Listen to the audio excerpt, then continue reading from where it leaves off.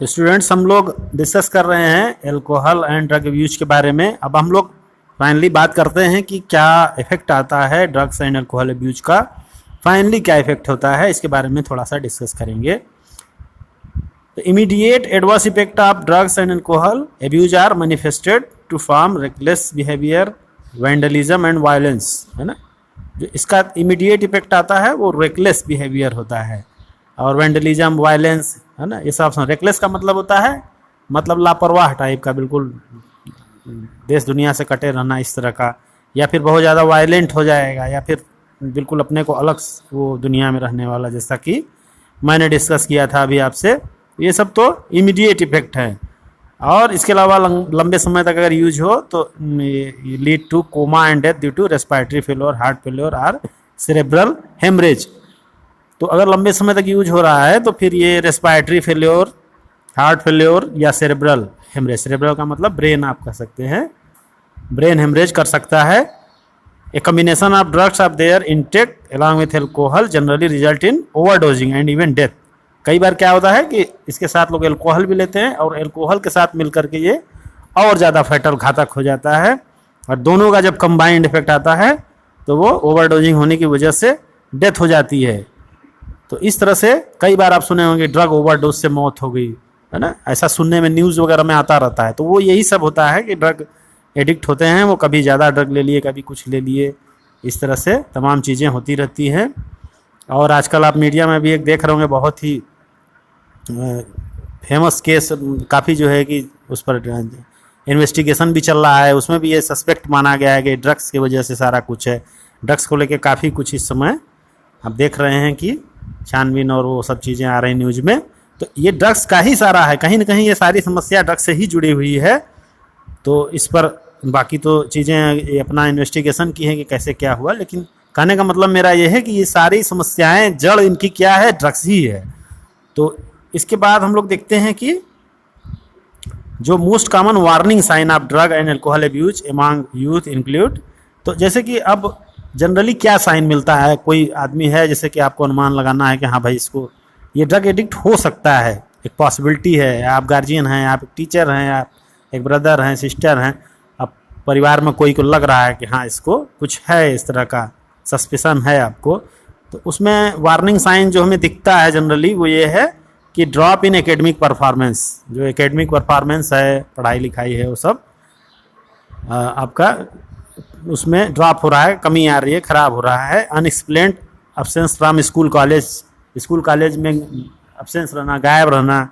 इसके अलावा personal hygiene में इंटरेस्ट नहीं रहता है, साफ़ सफाई बड़े गंदगी से लोग रहते हैं, उनको मतलब एक तरह से वही मैंने जैसे बोला कि रेकलेस बिहेवियर होता है, उनको चिंता ही नहीं रहती है कि साफ़ है कि नहीं है, एक्टिवनेस नहीं रहती बॉडी के अंदर। Withdrawal, isolation, depression, fatigue, aggressive and rebellious behaviour. Withdrawal का मतलब वो बिल्कुल अपनी दुनिया में रहते हैं, वो सोसाइटी से सोशल नहीं होते ज़्यादा, किसी से बोलना नहीं, बातचीत नहीं करना। डिप्रेशन भी हो सकता है, फटीग रहेंगे, एकदम सुस्त से पड़े रहेंगे बिल्कुल, है ना।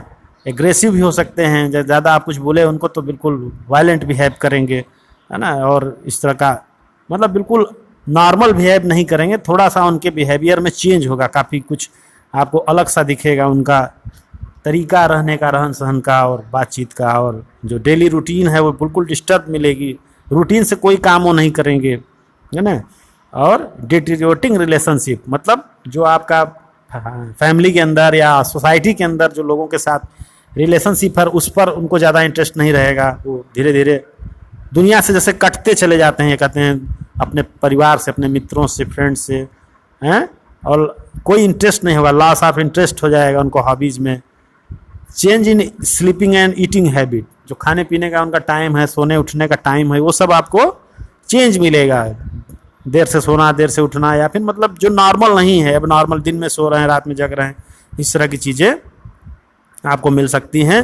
फ्लक्चुएशन इन वेट, एपेटाइट, उनके शरीर वीक होता महसूस होगा आपको, और भूख प्रॉपर नहीं लग रही है, एपेटाइट कमजोर है, खाना ठीक से नहीं खा रहे हैं। मतलब जो एक नॉर्मल रूटीन है, एक पैटर्न है, फिजिकल, मेंटल, सोशल, तीनों आप समझ लीजिए। जैसे वो जो मैंने हेल्थ का आपको डिफिनीशन बताया था, उसमें बताया था कि physical, mental and social wellbeing. तो यहाँ पे आपको तीनों चीज़ मिल सकती है, फिजिकल भी मिलेगा, सोशल भी मिलेगा और मेंटल स्टेटस भी चेंज मिलेगा। तो इस तरह का अगर किसी में सिम्टम आ रहा है तो आप एक उस पर वॉच करिए और उस पर आप देखिए कि ये कहाँ क्या कर रहा है, कब जा रहा है, कब आ रहा है, क्या खा रहा है, क्या पी रहा है।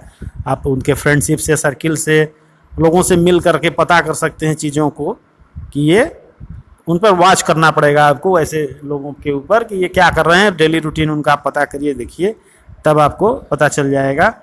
और इसके बहुत दूरगामी परिणाम बोलते हैं ना, फार रीचिंग, है ना, इम्प्लीकेशन होते हैं ड्रग एल्कोहल अब्यूज के, कि जैसे अब ड्रग्स के लिए पैसे की ज़रूरत होती है और किसी तरह उसको पैसे का व्यवस्था नहीं हो रहा है, तो घर से नहीं मिलेगा, जाहिर सी बात है, कोई भी गार्जियन पैसा नहीं देगा, तो वो इधर उधर की चीज़ें करेगा, गलत काम करेगा, चोरी करेगा या कुछ और अनयूजुअल चीज़ करेगा। आप देखे होंगे आजकल बच्चे चेन स्नैचिंग का केस सुने होंगे, तो वो या छोटी मोटी चोरियाँ, मोबाइल किसी का चोरी कर लेना, ये सब चीज़ें, वो ऐसे ही लोग ज़्यादातर होते हैं जो ड्रग एडिक्ट होते हैं और पैसे के लिए वो छोटी छोटी चोरियाँ करने लगते हैं।